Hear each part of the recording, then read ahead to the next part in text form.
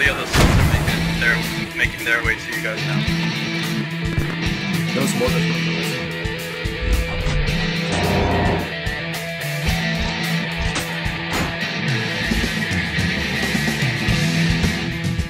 Good day there, once again viewers, your mate Kamikaze78 here. So guys, this past week, Squad received yet another update in the form of version 9.4, an update that was really intended to be a bit of a bridge to fill the gap between Alpha 9 and version 10 to ensure that we weren't, quote-unquote, sitting around for months on end without getting any cool stuff in the meantime.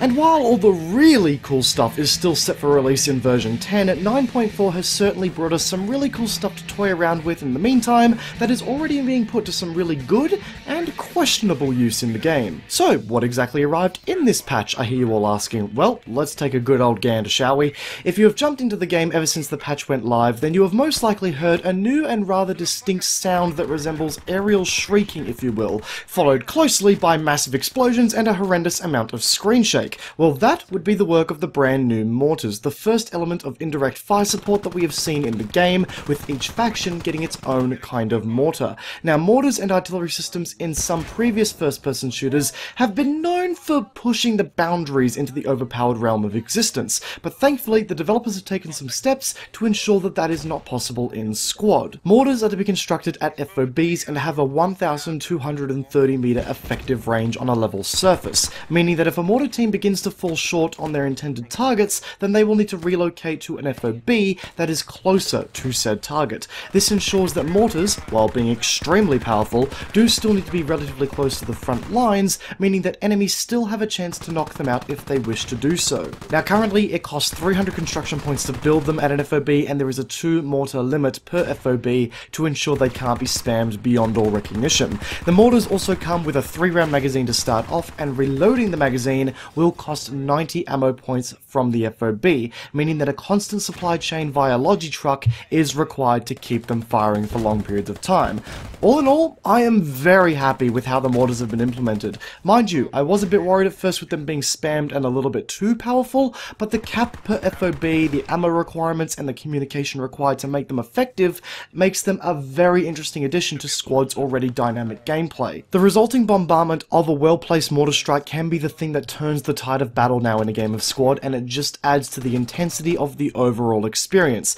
With that said though, a badly placed mortar strike on a friendly encampment can also put you straight into destination fucked for the rest of the game, so that is also something to keep in mind. However, mortars are not the only thing that made an appearance in this patch. We also saw the introduction of tank mines and IEDs to the Scout class. Now, I don't know about you lot, but prior to this update, the Scout class was always lacking a role, if you will. Sure, they were essentially the Squad members that would scout ahead, quote-unquote, but they really just ended up being a rifleman with a different weapon in most engagements. But now, they are essentially the saboteurs of the battlefield, the ones responsible for anticipating enemy movements and placing traps accordingly.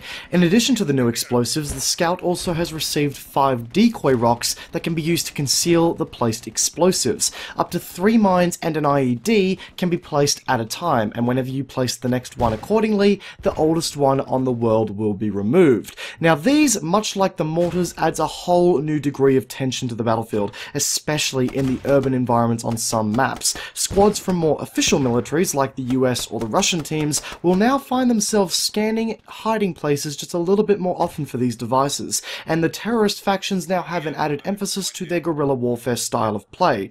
Again, it's another dynamic that might seem a bit minor on paper, but has added a whole new level of tension to the game, and I cannot thank the devs enough for including said tension. It's fantastic. On top of that, a couple of new vehicles have also made it to the game through this patch in the form of an MRAP heavy Jeep for the United States, one with a Crows and one without, and an MT LBM 6MA variant with a 14.5 kBVT LMG as the armament to boot. Improvements to bullet penetration have also made the system a bit more realistic with the introduction of randomized deflection for penetrating projectiles. Essentially, when a bullet exits a material, it will have some degree of random deflection depending on the type of surface and the caliber of the round that was fired. The larger the caliber, the straighter the bullet will penetrate through the surface. Quite a neat little system. And just because all of that really wasn't enough, the optimization of the game is now better than ever, which is something that I've been incredibly impressed by when it comes to this game. Most games, especially when they're in their early access period, tend to have performance performance hiccups left, right and center when adding brand new content to the game. However, with Squad, things have been consistently on the upside, and the game is now running to the point where I can actually turn my graphics up considerably.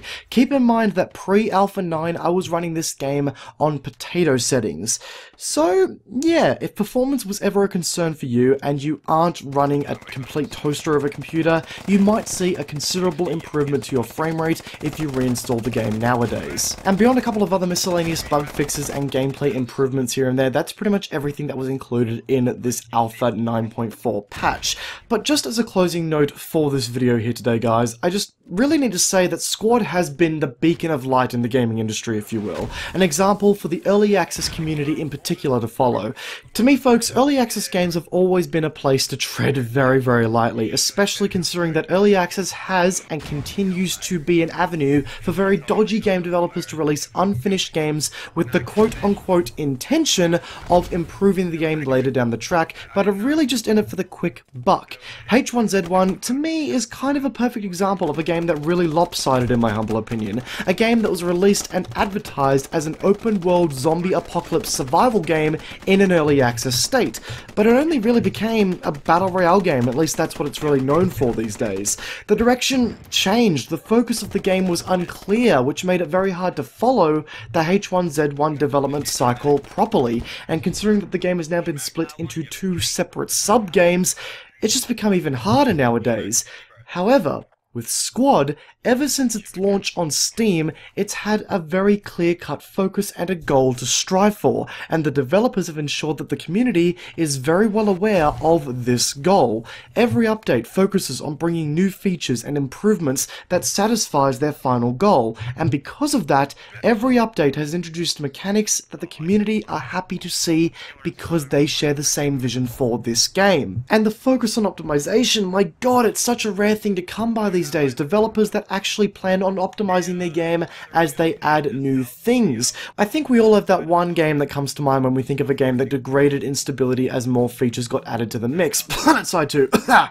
But Squad has always been the direct opposite of that agenda, and for that I have to thank the developers for their ongoing effort on optimizing the game to a playable state. So yes, in case you aren't getting the memo by this point, I think you should buy this game. And no, before you ask, this is not a sponsored video. I know that's going to pop up in the comments, so may as well get that out of the way now.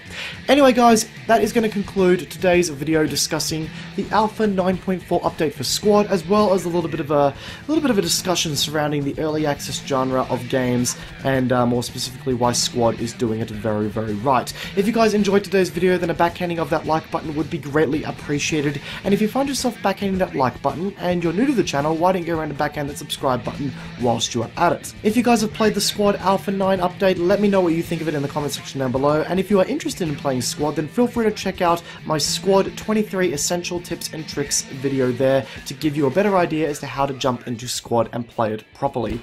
Once again guys, hope you enjoyed today's video, peace out, and I'll be seeing you all next time. Have a good one.